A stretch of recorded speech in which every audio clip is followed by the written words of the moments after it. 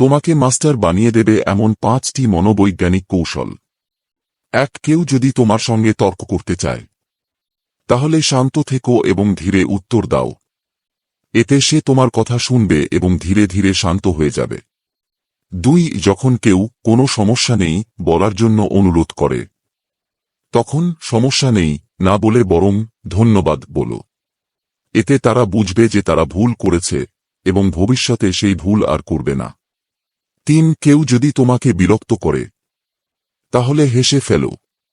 কিছুক্ষণ পর তারা লজ্জা পাবে এবং চুপ করে যাবে। 4. কেউ যদি তোমার ওপর চিৎকার করে, তাহলে তার সামনে গিয়ে দাঁড়াও এবং বলো, তুমি ঠিক আছো তো? এটা শুনে তাদের মানসিক অবস্থা বদলে যাবে এবং তারা শান্ত হয়ে যাবে। 5. তুমি যদি কারো সঙ্গে কথা বলার সময় বুঝো যে সে যা বলছে তুমি শুনতে চাচ্ছ না, তাহলে নিচের দিকে তাকিয়ে বলো, তুমি থামবে কি? এতে সে তোমার সঙ্গে দেখা করা এড়িয়ে চলবে, হয়তো আর কখনো দেখা করবেও না। তাই আমাকে সাবস্ক্রাইব করো এবং বন্ধু বানাও। আমি সবসময় তোমার জন্য সঠিক পথ খুঁজে বের করব।